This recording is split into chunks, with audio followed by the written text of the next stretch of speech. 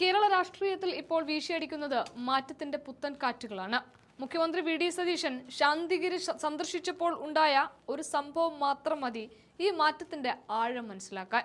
തന്റെ യാത്രകളിൽ ജനങ്ങൾക്ക് ബുദ്ധിമുട്ടുണ്ടാകുന്ന തരത്തിൽ അമിത സുരക്ഷ പാടില്ലെന്ന കർശന നിർദ്ദേശം മുഖ്യമന്ത്രി നേരത്തെ തന്നെ നൽകിയിട്ടുള്ളതാണ്. എന്നാൽ രാഷ്ട്രീയ പ്രതിഷേധങ്ങൾ ഉണ്ടാകും എന്ന ഇന്റലിജൻസ് റിപ്പോർട്ടിന്റെ പേരിൽ റൂറൽ എസ് പിയുടെ നേതൃത്വത്തിൽ 3 DYSPമാരും 22 SIമാരും മഫ്തിയിലുള്ള 50ഓളം പോലീസുകാരും അടക്കം 92 ഉദ്യോഗസ്ഥരെയാണ് വഴിനീളെ സുരക്ഷയ്ക്കായി പോലീസ് വിന്യസിച്ചത്. തനിക്ക് ചുറ്റും അനാവശ്യമായി പടച്ചട്ടയുണ്ടാക്കിയ ഈ വൻ പോലീസ് സന്നാഹത്തെക്കുറിച്ച് അറിഞ്ഞ നിമിഷം തന്നെ മുഖ്യമന്ത്രിയുടെ ഓഫീസ് ശക്തമായി ഈ കാര്യത്തിൽ ഇടപെടുകയും ചെയ്തു. ഈ അമിത സുരക്ഷ ഞങ്ങൾക്ക് ആവശ്യമില്ല എന്ന് കൃത്യമായി പ്രഖ്യാപിച്ചുകൊണ്ട് വെറും ഒരു സബ് ഡിവിഷനിലെ പോലീസ് ഉദ്യോഗസ്ഥരെ മാത്രം നിലനിർത്തി ബാക്കി മുഴുവൻ സേനയെയും മുഖ്യമന്ത്രി അടിയന്തരമായി വെട്ടിച്ചുരുക്കി. ഒരു പൈലറ്റ് വാഹനം മാത്രം മതിയെന്ന് മുഖ്യമന്ത്രി നിർബന്ധം പിടിച്ചിട്ടും സുരക്ഷാ മാനദണ്ഡങ്ങൾ മുൻനിർത്തി പോലീസ് ഒരു എസ്കോർട്ട് വാഹനം കൂടി നിർബന്ധപൂർവ്വം ചേർക്കുകയായിരുന്നു അവസാന നിമിഷം.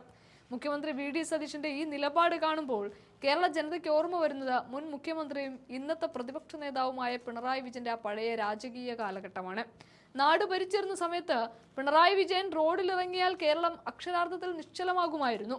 മുന്നിലും പിന്നിലും ഡസൻ കണക്കിന് ഇന്നോവ കാറുകളുടെ അകമ്പടി.